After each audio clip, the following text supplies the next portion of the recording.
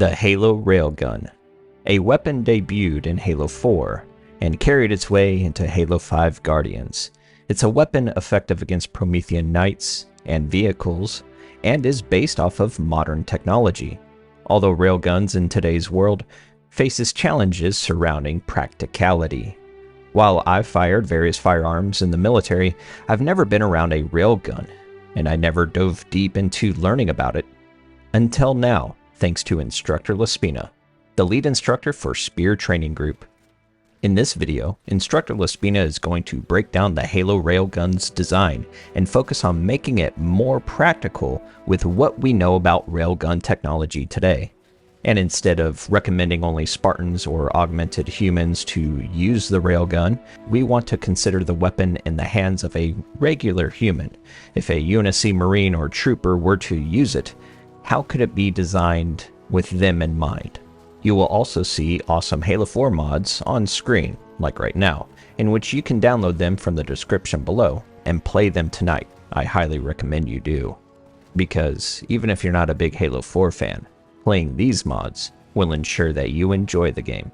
I guarantee it.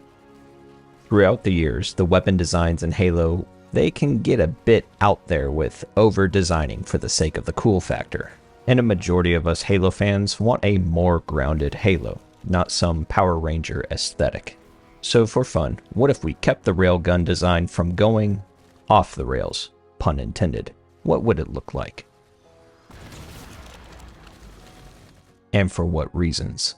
Despite the lack of practical implementation of railguns today, the experts know what it takes, but we just need to catch up with harnessing the power. We'll get there. I, on the other hand, said, I don't get it, Instructor LaSpina. Show me how. Pretty please. Hey there, Lead Instructor LaSpina with Spear Training Group, Spear LLC here again. We are going to be looking at another Halo weapon. For those of you who are new, we'll go over this really quickly. Generally, a video game is made under rule of cool, like Halo, so they want the designs and artwork to be neat and interesting. From there, books are written that create rule of lore, and sometimes they justify certain design principles in the art style by writing it in their book called rule of lore.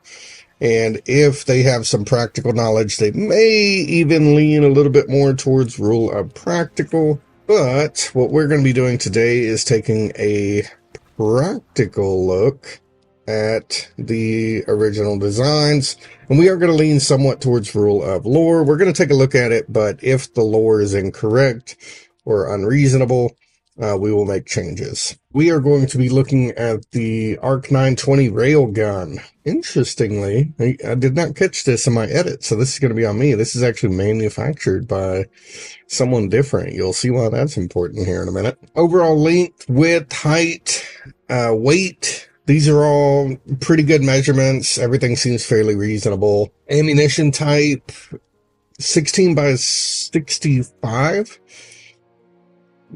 Okay.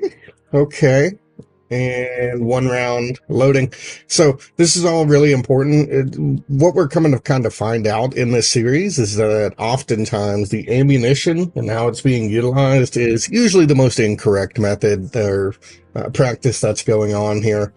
Can be okay, sometimes it's not. It's very dependent. Sometimes it fits what they're saying, sometimes it doesn't. In this case, we have whenever I clicked on this earlier, we have a armor-piercing frangible round, which is really interesting. Armor-piercing is usually a hardened item meant to penetrate deep through materials. Frangible means it's going to break apart. That way it doesn't penetrate deeply into materials. Oftentimes you see frangible ammunition being used when shooting steel targets at close ranges. That way you don't get residual spalling or materials coming back at you. It doesn't sound like that big of a problem, but it definitely can be. I've been hit with bullet fragments myself a few times on the range. So yeah, it kind of sucks. But the fact that there's a armor-piercing frangible ammunition is an interesting choice. The other ammunition type that we have is a high explosive to aid in armor penetration. Interestingly, the general concept behind railguns is that they are sending something at such a high speed that they don't need to add any explosive compounds. The impact alone can result in an explosion happening just from sheer friction. This is actually one of the things that we played around with the idea of with the rods of God. Basically dropping tungsten light poles from space, and on their own inertia, as they re-enter the atmosphere, they just, well, ignite the atmosphere and detonate when they hit the ground, giving a similar to atomic explosion. And it's also worth noting that real railguns do actually exist. This is actually the particular one I'm looking for. So, as you see here, this is actually igniting the air as it's flying through the air. I believe this is from the Navy testing, the U.S. Navy testing of railgun technology in around 2010-ish to 2018, somewhere in there. It's just a block of metal. There's no explosive compound here, really, and it's not getting a chemical combustion necessarily to send it forward. This is just the ignition of air molecules in the air, as far as I'm understanding. And once it impacts things, it also creates a similar effect. Again, there's no initial charge on here. It's just the round contacting its target that causes it to detonate. Oftentimes, railguns are just shooting an extremely hard material at an insane rate of speed, and once it contacts the target, it creates an explosive-like effect to penetrate and punch through. And that's very, very important. That is actually one of the critical roles. So, attaching a high explosive payload to the cartridge, not hugely unrealistic, but you do get this really interesting thing that happens. So this is going to be a absolutely horrible drawing of it. Let's say this is your cartridge and it is flying through the air in this direction. Generally speaking, if there's a high explosive payload in there, let's say this is all of our, let's say all of this is our explosive material. Generally, the tip of the weapon, there's some type of trigger. Once this gets impacted, it ignites the composite material inside, causing an explosion. Well, one of the things that can happen whenever you accelerate at such a high speed in a short length of time, note keyword there is accelerate.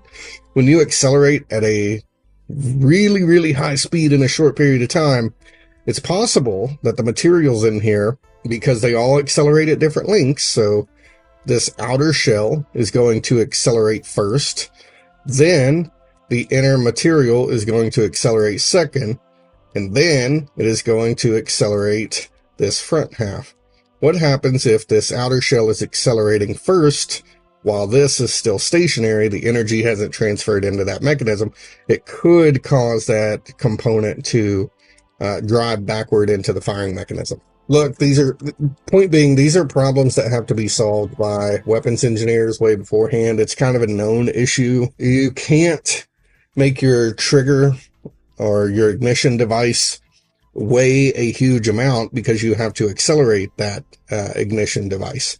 And whenever we're talking with something that's moving at hypersonic velocities, especially within just a few feet of barrel length, you really got to do some severe mathing and material science to make that reasonable. My point is on that, having an explosive compound inside this is kind of more of a liability. It's a lot of testing and evaluation. That doesn't really need to happen too much, whereas you can just load a solid, say, tungsten slug in there and be good to go. The fact they have different variations of ammunition, I have to assume this falls in the space magic territory, but as of now, it's not necessary to do because of that sheer high velocity.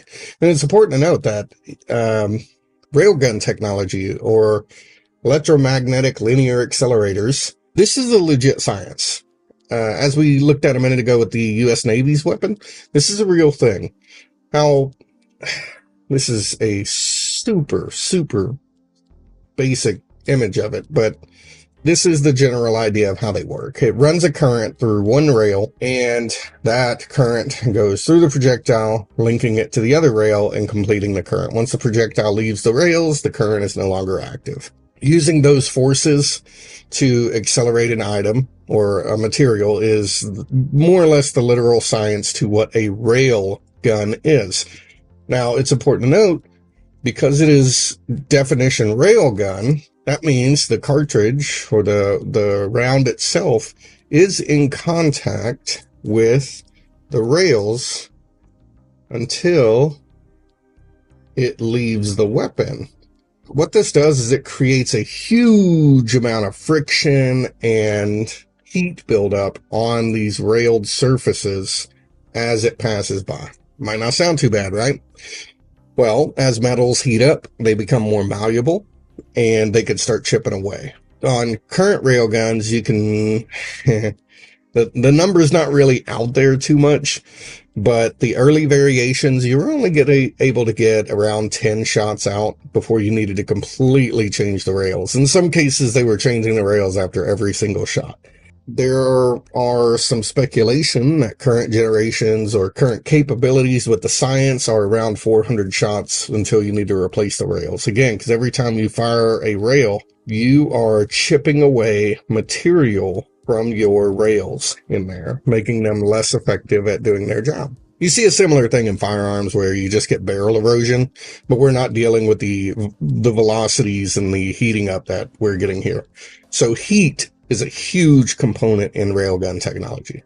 There's another interesting thing that we need to build around, and that is the rails, whenever they are fired, because of the magnetic current that's running through there and a lot of the forces that are applied, these rails want to split apart. So we need to keep that in mind. Another big limitation to railgun technology as is the battery and capacitor capability. Batteries store energy and are able to release it over a short period of time, but they can store it for a long time. One of the big limitations that we have also is the battery technology. So we have a battery and say a capacitor. This is going to be a really garbage drawing.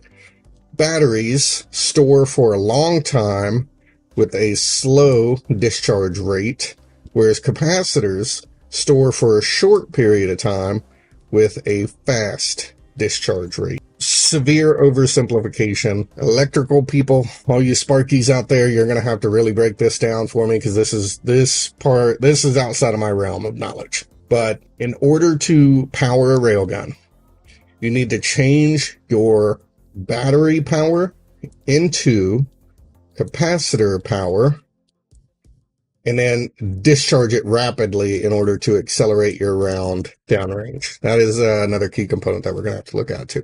So generally, what's the role of a railgun? This is mostly going to be an anti-vehicle weapon, and it's going to be in between accuracy and firepower. If we use our little chart up here, a lot of this other stuff doesn't really apply here. So instead, we're just going to go ahead and start looking at our image and some of the information. First off, the lore description on the railgun is actually very, very well done. Other than a few little things like having HE ammo, which, again, if we use suspension of disbelief for the universe, it's possible that they have technology to be able to do that. But the actual descriptions of everything, not just here on the railgun, but also on things like the Gauss cannon and the Mac cannons on the ships, they're actually really, really good. They follow the science pretty good. I do want to point out that railguns are different than coil guns. There is technically a technology that kind of fuses both of them in theory. We'll have to wait a few more years before that really comes out and comes to fruition. It's kind of in theory and in testing and in kind of a planning phase at the moment.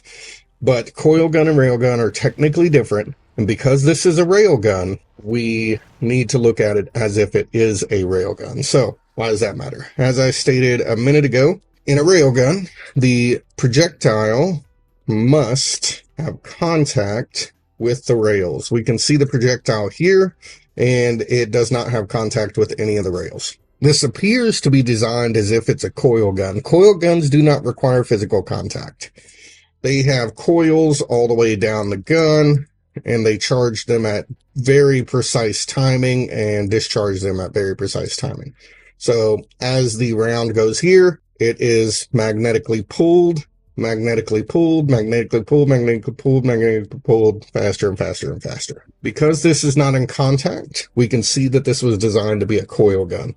But even then, doesn't necessarily have the coils in place to do what it needs to do. This is kind of a trope for railguns in the industry as well. They generally have this separated opening here in the middle, and I love it. Aesthetically, this looks awesome and unique and space agey. Makes me very happy. But it's not correct, especially with a railgun, because rails need to be parallel horizontally, ideally. If they're vertical, like this, that means there is an uneven amount of friction on the projectile. Let's assume that this projectile is touching the top and bottom rails. If that is the case, the gravity of the planet or wherever you're dealing with is pulling the projectile down into the bottom rail much more than it's pushing up against the top rail. So we're getting an uneven distribution of wear. And again, because erosion on our materials is a severe issue for this type of gun, that would be incorrect. So we're going to make adjustments to where these are side-by-side rails instead of top and bottom. We are going to make sure that it is in contact with the projectile being sent down range. And we really need to keep this covered too, because any debris and ingress can really stop it up quite a bit.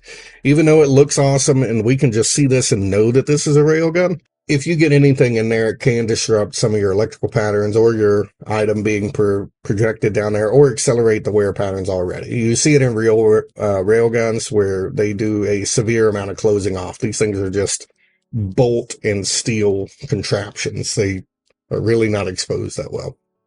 Not like this, at least.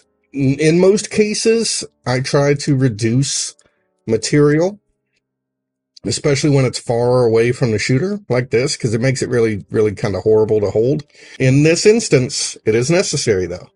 We must be able to distribute the power down the rail, and we must be able to cool the rail.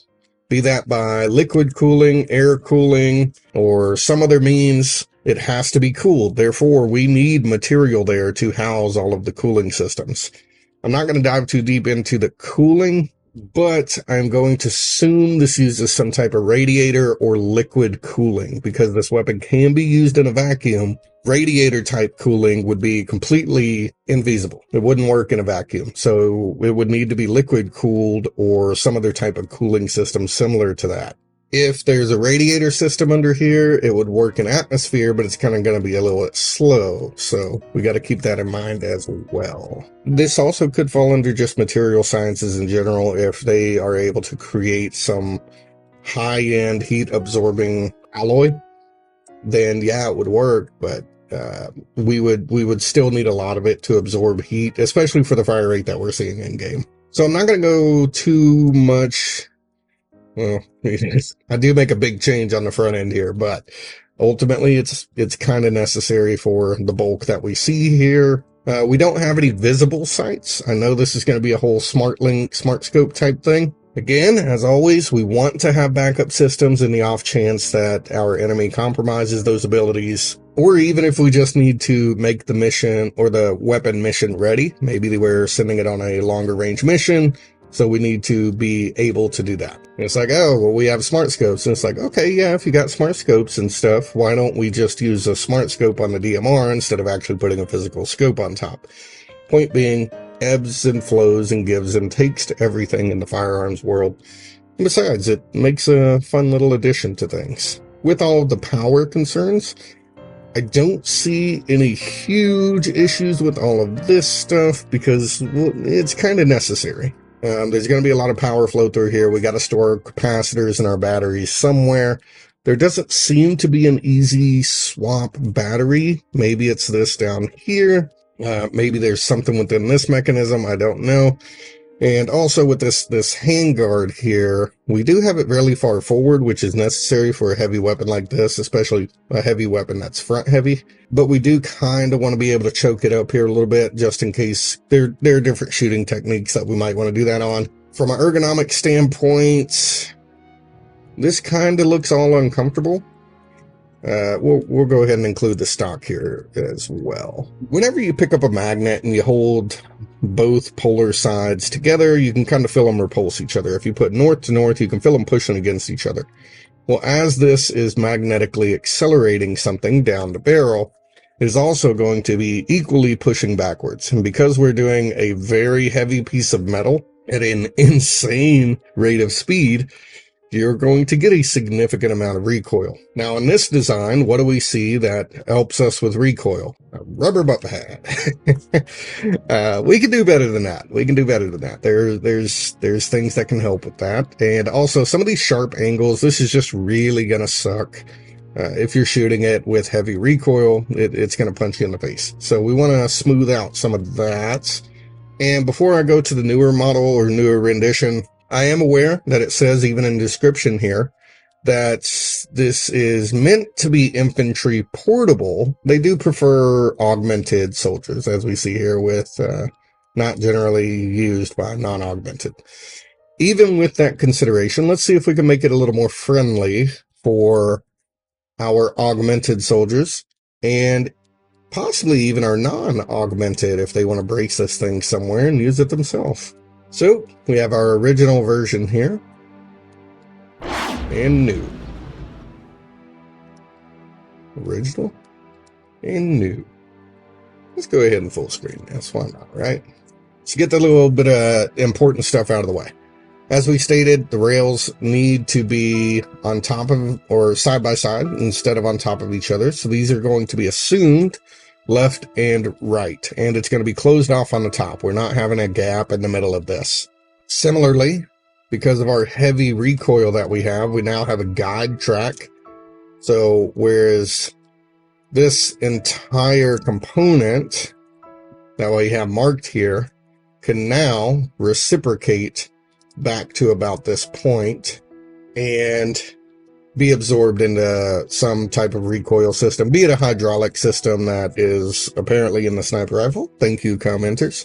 Or maybe a very heavy spring system. Whatever the case is, we want to have some type of delaying mechanism for the intense recoil that we're going to be getting.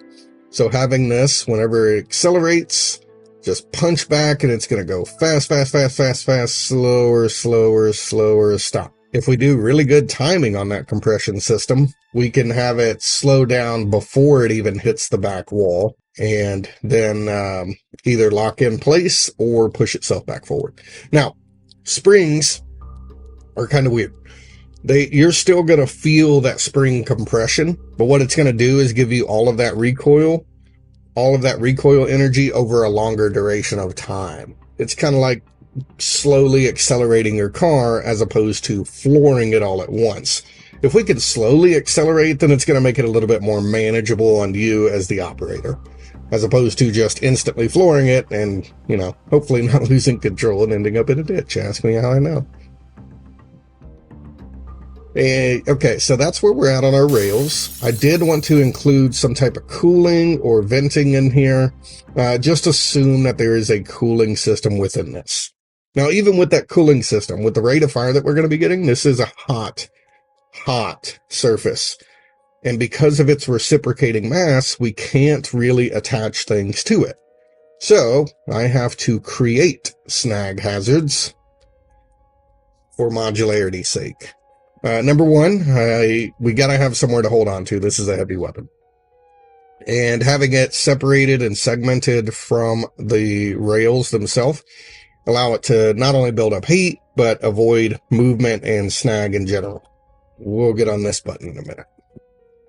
The top rail here is just simply a supported rail for customization options. Again, mission ready. We also have flip-up iron sights that can possibly...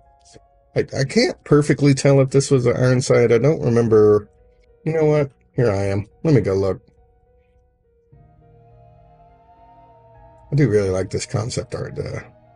Concept art is always something that's fun to look at. Okay, so it doesn't appear to be an iron sight on top. Just looks like a little bit of that computer sticking up over the top. Art style. Rule of cool.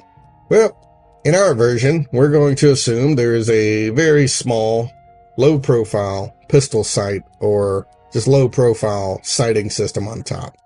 And it can co-witness through this front sight. Also, front sight, it can just simply power down. I know this is not a long sight radius. We're going to assume this thing is going to be defaulted at least with some type of optic on it. or it's going to be very, very heavily used with a SmartLink, Neuralink system. But we want to have, especially in a military setting, we want to have some type of backup system. Let's go ahead and get onto this button.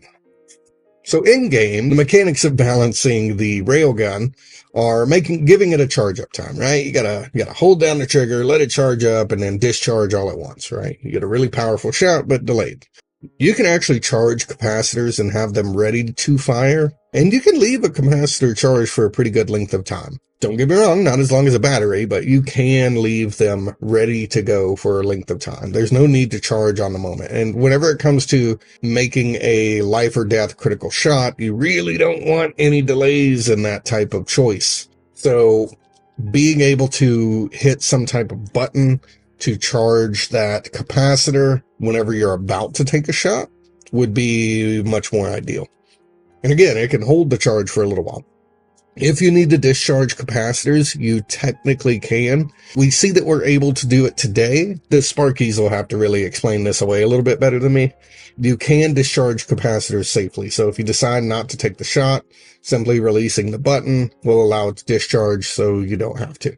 But holding down that button to charge up those capacitors and just one little squeeze of the trigger and sending that railgun cartridge is going to be much more ideal.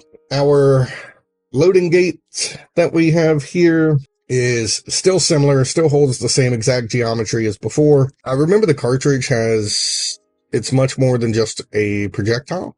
It almost seems to have like a fuse or battery attached to it. As far as I can tell, not 100% necessary to do that. Almost every railgun technology that we have is completely separate. You just load the rail and all the other components in the gun can do it themselves. I can't really reasonably think of a reason why you would want it to be contained in a cartridge like that. But who knows? Maybe there's something to it. Maybe it's a fuse, a safety mechanism of some kind. As we get further back, of course, we cut away our thumbhole grip. I hate them. I don't like them, and I'm getting rid of it. We do still have safeties intact, all of our fire controls as needed. We did level out this cheek riser so it's not going to punch you in the face. It's a little bit smoother in the back, and our stock is smoothed out a little bit too. There's some kind of weird geometry here in the stock. This would make it a little bit uncomfortable. So we did round that out a little bit, hopefully made it a little bit more accessible for the shooter. Now the big addition, this is the one where I did not catch the manufacturer. Several guns in universe already seem to have an onboard power supply and what looks like an interchangeable battery component. This would not be unheard of. We have kind of similar things on our Stinger missiles, anti-air missiles, where there's a separate cartridge for your, we'll call it sensors. So if we assume that's what this is, then I want to kind of keep it universal with the stuff that already exists. So we put a power supply or battery that should be similar. I really enjoy railguns in games, but they just about always get the design incorrectly, and they all get it incorrectly in the same way. Not to say that they're not interesting. I mean, like I said earlier, you see this design and you know what it is already. And it's kind of an expectation at this point, but when we actually look at how railgun technology actually works, it's there's a lot more considerations with it. So if we can manage the erosion of our rails using better materials and trying to control heat, that is going to help a lot. If we can try to increase some spacing within the recoil of the weapon, that will hopefully make this weapon more manageable by more shooters.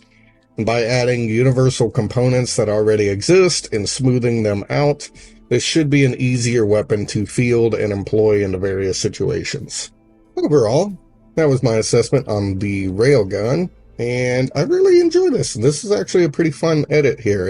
It came with quite a few challenges, and if you will notice, there are, in addition to the railgun, there are 3 other components in this image that are from other weapons in the universe. And see if you can spot those. I don't want to throw them all out there entirely, but they came from somewhere. Anywho, Tell us what you think. Let us know. Thank you, Coyote, again for the opportunity, and I look forward to doing this for a few more. Have a good one. Thank you, Instructor LaSpina, for your awesome edit to the Railgun. And thank you, the viewer, for sticking around to the end. If you like these kind of videos, you can go ahead and check out the playlist that I've uploaded, and you could check out all my other videos that I've created.